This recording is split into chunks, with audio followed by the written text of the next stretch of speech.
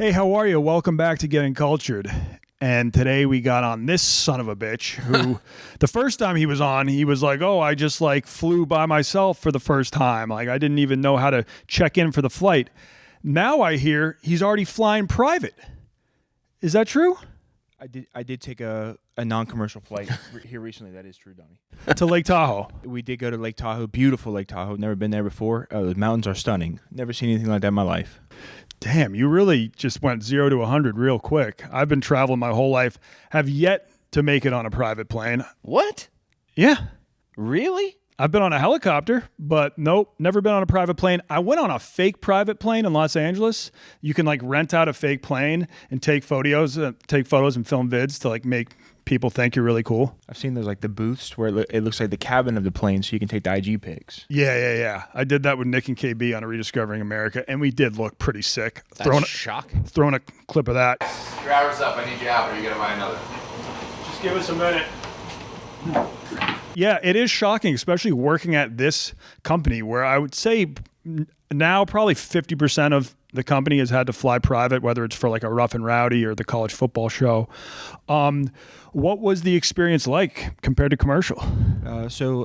Leading up to the flight, they had asked a couple questions about weight. So we need to know like just how much everybody weighs and everything. So I was a little worried about that because there's a threshold you have to meet. So instead of packing a suitcase, I just put everything in my backpack. That was a bad call because I was short a couple shirts, short a couple pairs of underwear. Wasn't good. But the day of, it's pretty quick. I guess I understand it from like a time savings and like convenience aspect for sure. But day of, the plane is significantly smaller, which led to the fear escalating for sure. Yeah, I mean, I know you're a very inexperienced flyer, but do you have like a fear of flying? I wouldn't say it's like I can go on planes and fly, but like once the turbulence starts going and things like that, worst case scenario, I just assume, we're going down. Turbulence is way worse on smaller flights too, for sure. Now, if your plane was over the weight limit, the good thing is that it wouldn't be all blamed on you. I mean, you got like Max on that plane, you got Big Cat on that plane. You're not the only hefty man that like they would single you out. That is true. I just didn't want to contribute. I wanted to make sure I contributed the least as possible. Couldn't get any body weight off, so figured I'd just pack way light. It was the only call I could make.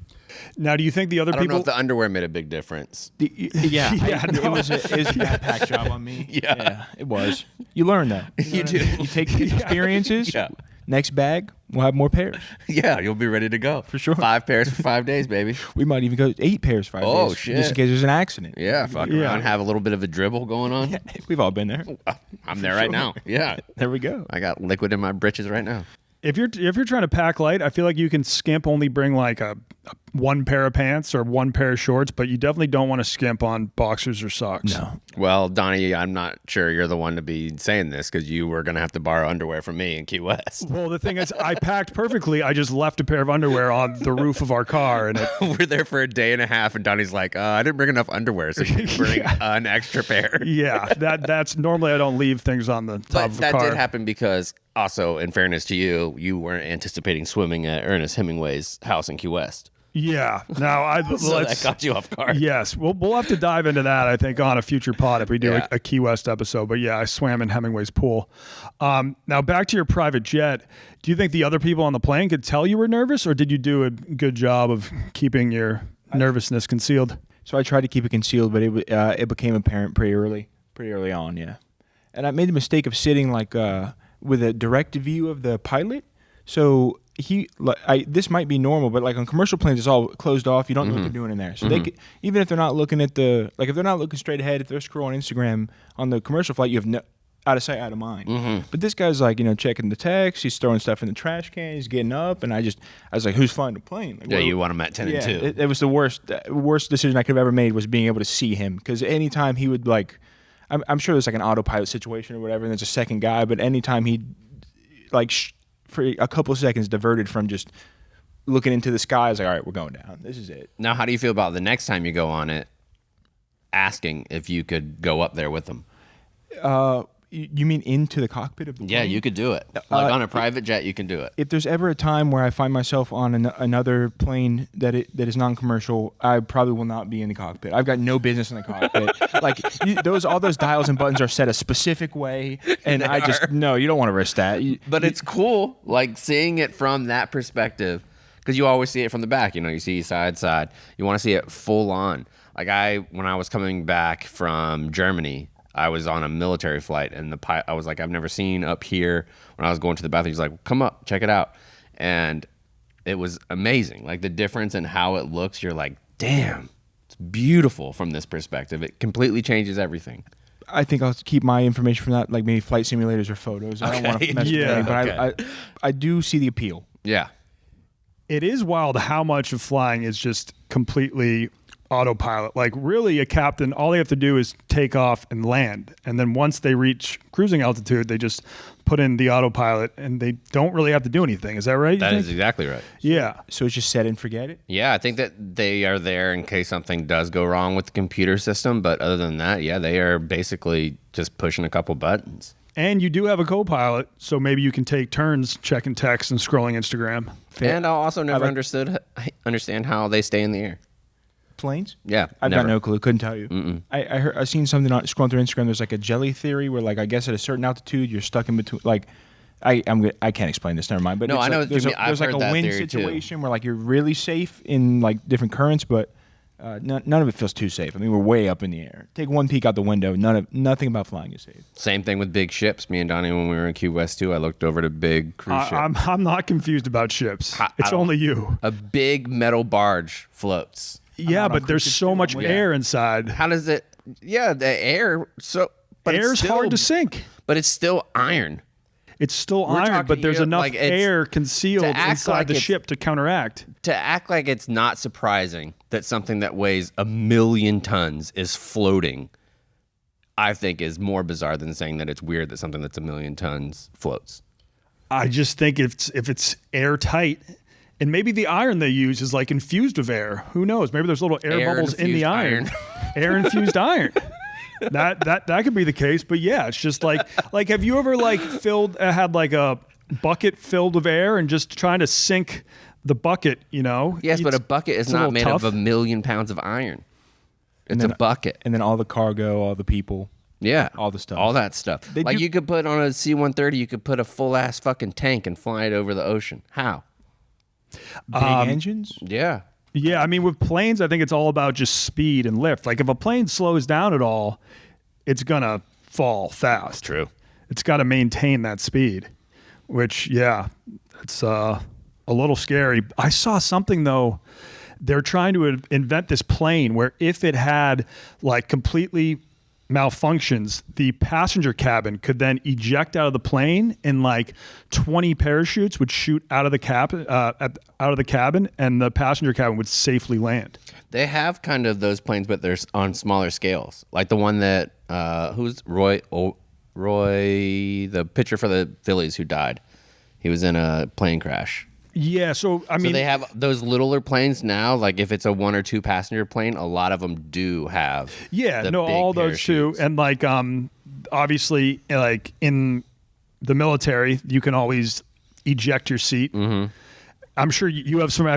Do you have any friends that have had to like eject themselves from a plane? I try not to be friends with officers. Okay, but I mean that seems like the scariest thing imaginable. Just like, oh shit, the plane's going down, I'm just gonna boom, you shoot yourself in the air, you have no idea what's happening, and then I guess it's all done automatically, and then the parachute shoots out and you're good unless you crash behind enemy lines. I think the ejection seat has to be the intrusive thoughts of a pilot. So because you got like you're bored, you're like, just hit the button. What happens if I just eject right now? Just one time. Yeah. I'm really close to the shore. Let's just fucking hit it and say, oops. Mm-hmm. That's one hell of an intrusive thought too, because once you eject, there's no going back. That was a mistake. Yeah. You might be wondering how I got in this position. It's probably fun. Just, oh no. And now, do you have to press the button like yourself, or do you think once the plane like can tell it's going down fast, it just shoots you out automatically? I think it's kind of like the kill switch on a jet ski. where okay, yep. where you have both. Where it's like one will do it automatically, and two, you can also kill it. Okay, that makes sense. When you were flying private, like what was the security process like? How thoroughly were your bags checked, if at all? I don't know if there's any like in-bag searches, but there's definitely like driver's license ID, match it up. Okay. Make sure you are who you say you are. Okay. Which is reassuring. Yeah. For sure. Nice. Well, I mean, was there any like, did you feel like a baller on that plane? Like, did you take any pics to flex on the gram or anything like that? Didn't take any photos. Was more so just looking forward to a safe landing.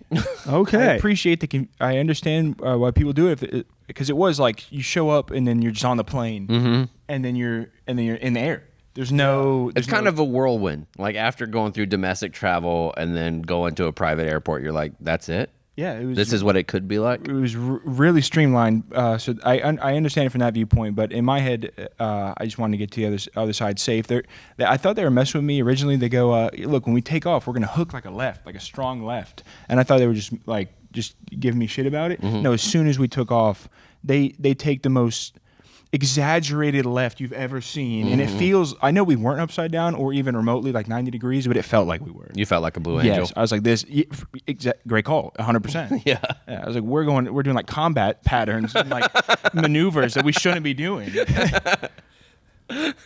Well, hey, I really respect the fact that you didn't take a single pic. I think you and KB are the only people I know that have flown private and not taken one pic to flex. I took one picture on a private flight with Big Cat, and that was when he was sleeping when Shohei Ohtani was announced to the Dodgers and not the Cubs. I was like, he doesn't even know that Shohei Ohtani signed with the Dodgers. Sometimes you got a nap. You Yeah. gotta get it in when you can. You got to. Busy Sleepy day. cat nap, yeah. And last but not least, you took the private jet to Lake Tahoe. 3 takeaways from Lake Tahoe. It was your first time there, I assume? It was. If I had 3 takeaways from Lake Tahoe, the first one would be we didn't see a cloud the entire time that we were there. It almost looked like the mountains were dropped in from a different computer screen. They looked unreal. I've never seen landscape like that in my entire life. It was absolutely beautiful. Wow. Second takeaway would have to be I didn't know that bears were a real factor out there. They let us know pretty soon that there was like a lot of waivers we had to sign, going different places, just like, hey, you could get eaten here. I need you to sign your life away. I didn't see that coming. Yeah. Didn't feel really comfortable signing those, but you guess you have to.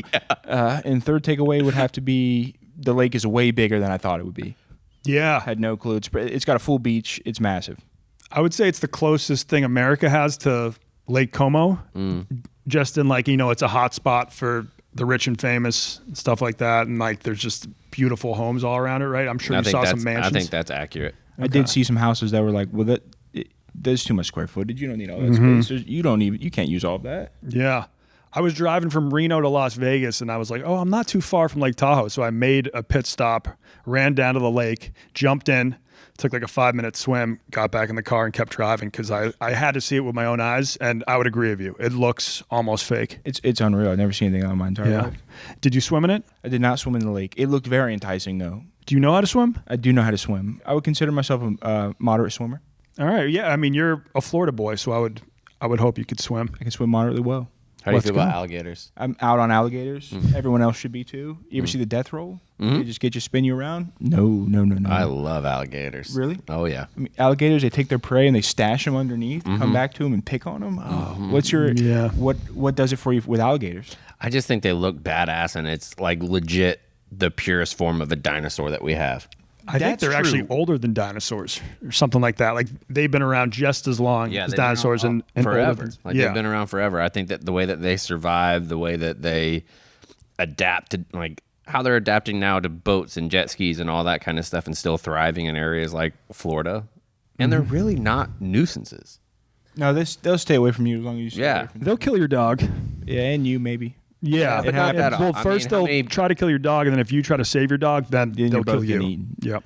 So I guess from that point of view, I do respect them as being just like apex predators for this long.